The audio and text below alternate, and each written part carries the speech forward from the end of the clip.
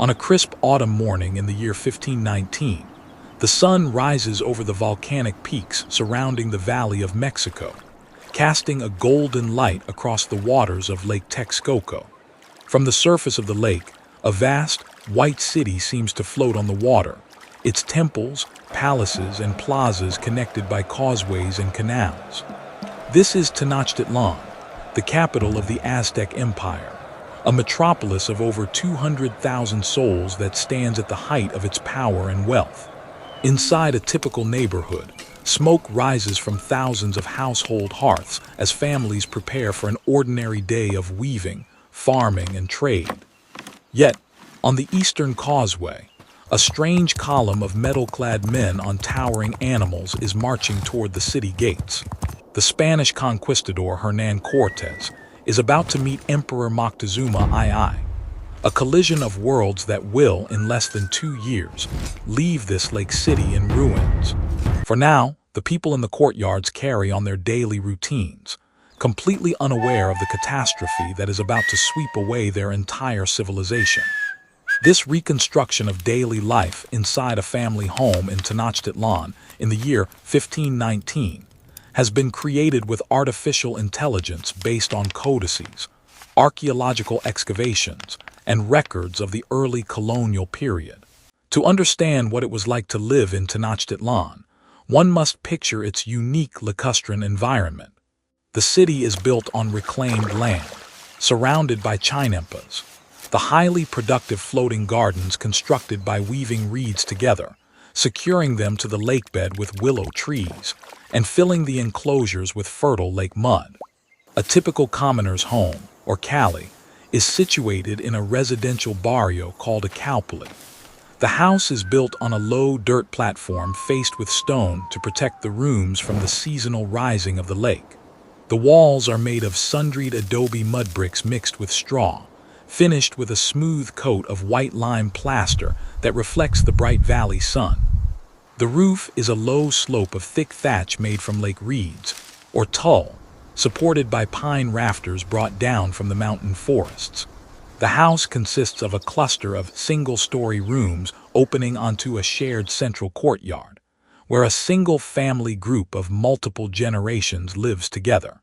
The rooms of the calli are sparse and functional, designed for sleeping and storage rather than socializing.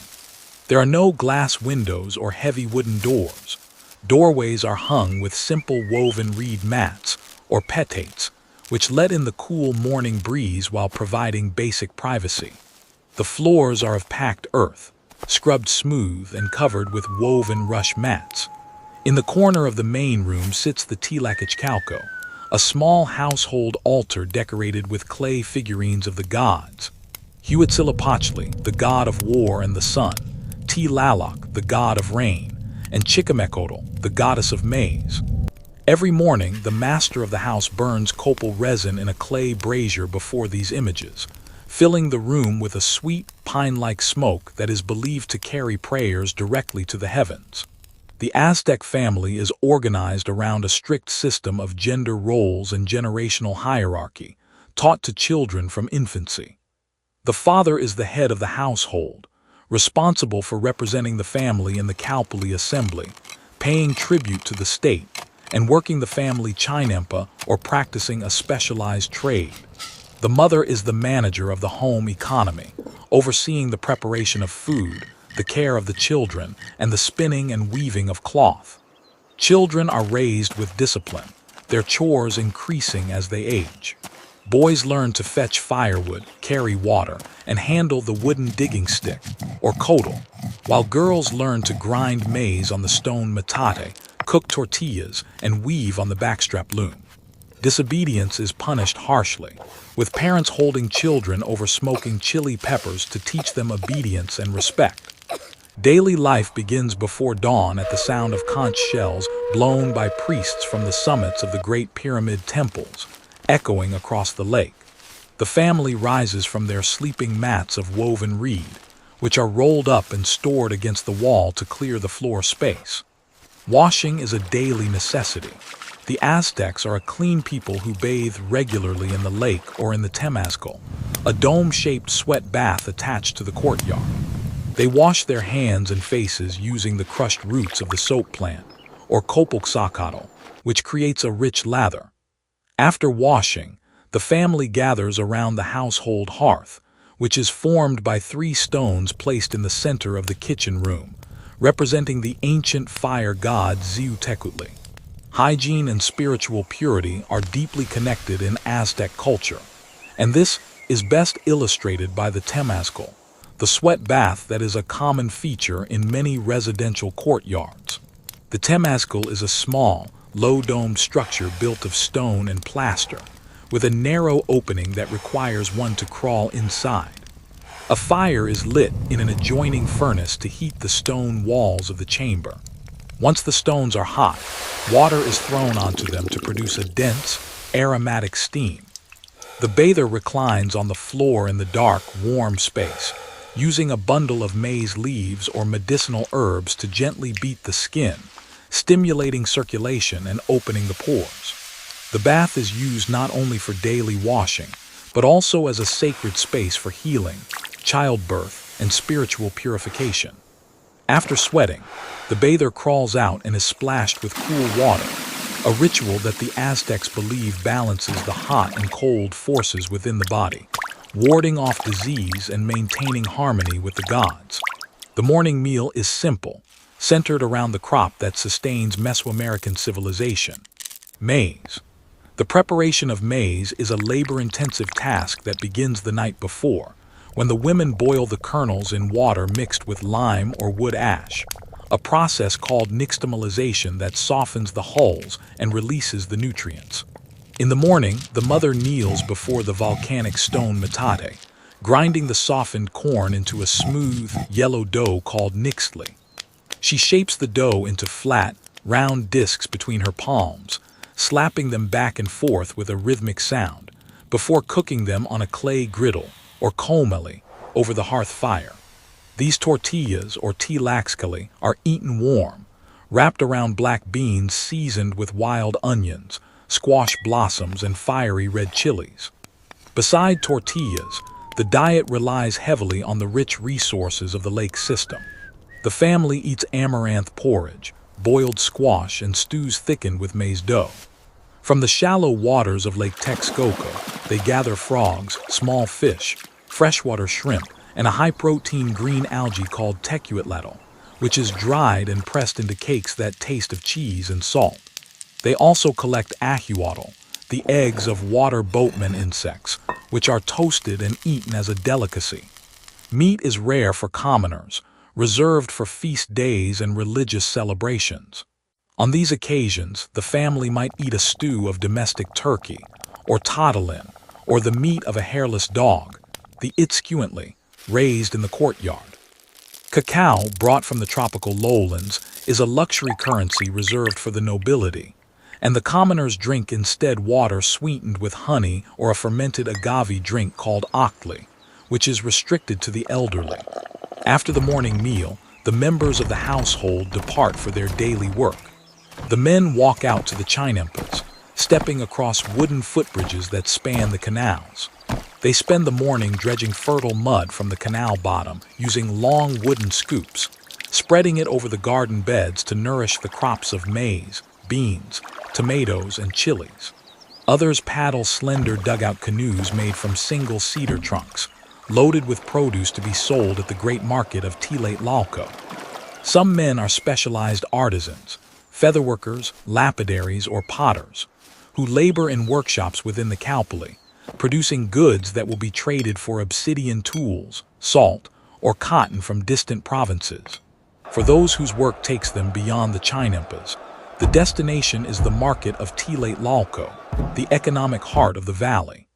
Paddling their loaded canoes along the busy canals, sellers arrive at the massive square, which is surrounded by arcades and filled with up to 60,000 people daily.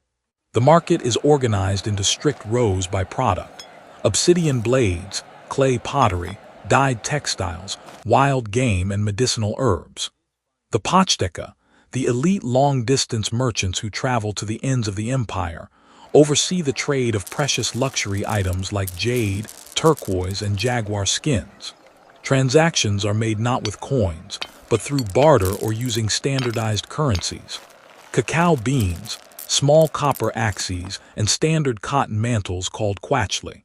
Market judges sit in a special tribunal building on one side of the plaza, resolving disputes and punishing thieves, ensuring that the commerce runs smoothly and honestly under the watchful eye of the empire. The women remain in the courtyard, their days filled with the production of textiles.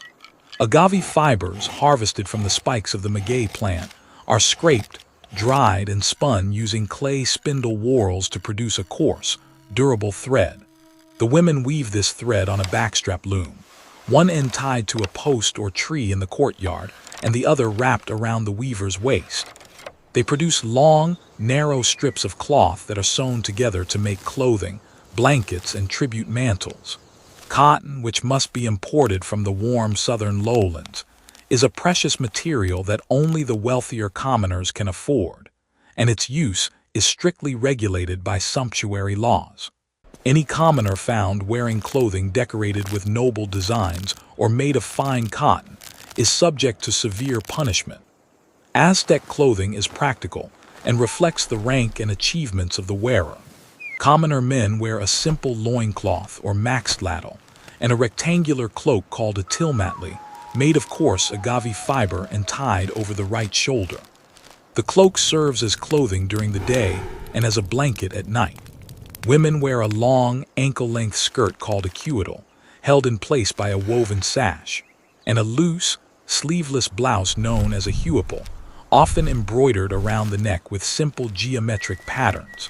People walk barefoot, as sandals made of woven agave or leather are a mark of status reserved for warriors, priests, and noblemen. Hair is kept neat. Men cut theirs with a fringe over the forehead, while women braid theirs with colored cords and wrap it around their heads in a crown-like arrangement. The cleanliness of the home and the city is a collective duty enforced by the calpulli. Every morning, the streets and canals are cleaned by public sweepers, and the waste of the household is collected in clay jars to be sold as fertilizer for the chinampas.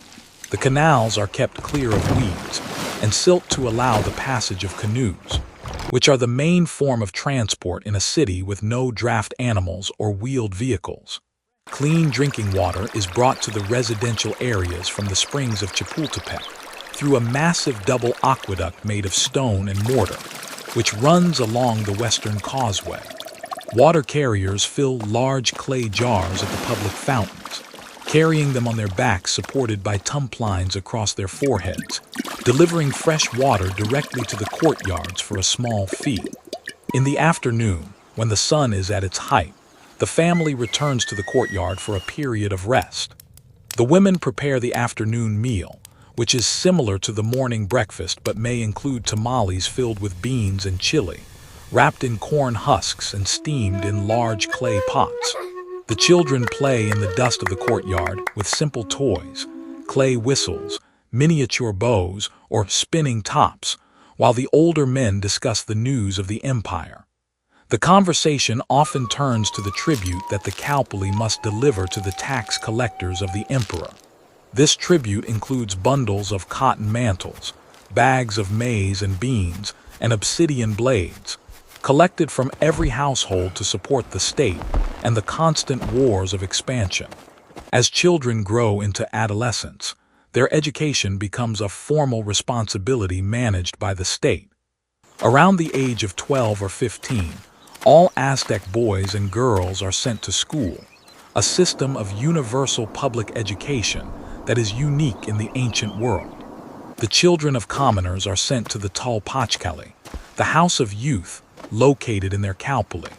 Here, the boys are trained by veteran warriors in the use of the maquahuitl, a wooden sword studded with razor-sharp obsidian blades, as well as the spear thrower or atlatl.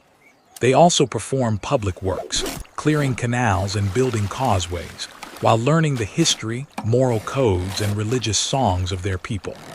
The girls are taught separately in temple schools, learning the domestic arts, religious rituals, and sacred dances. For the children of the nobility, the Calmecac offers a much stricter education, focusing on hieroglyphic writing, astronomy, administration, and the complex calendar systems, preparing them to be priests, generals, and judges. The spiritual life of the household is governed by the complex calendar system, which dictates the festivals, offerings, and rituals for every day of the year. The family counts the days using the 260-day ritual calendar, the telpochcalli, and the 365-day solar calendar, the zihuatl. Every aspect of life, from planting maize to naming a newborn child, is aligned with the cosmic forces of the gods. In the evening, the family gathers in the courtyard to burn copal and offer a portion of their food to the fire hearth, thanking the gods for the day's sustenance.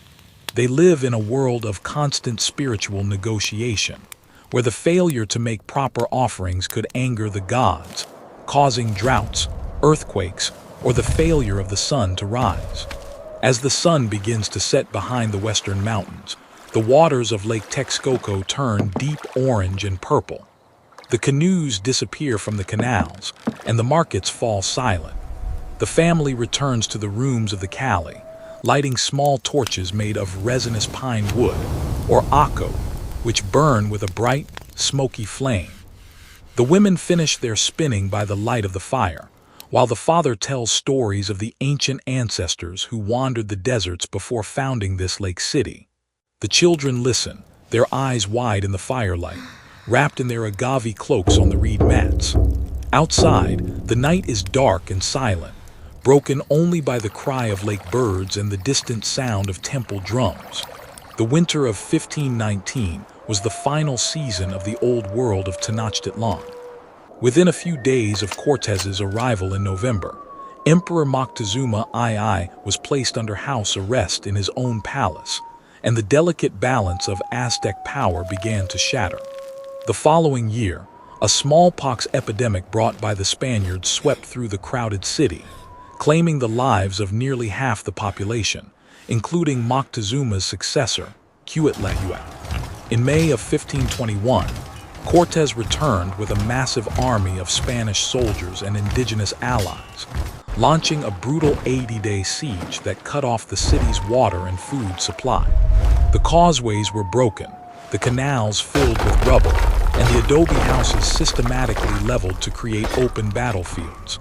By August 13, 1521, the last Aztec resistance collapsed, and the magnificent lake city was flattened to the ground.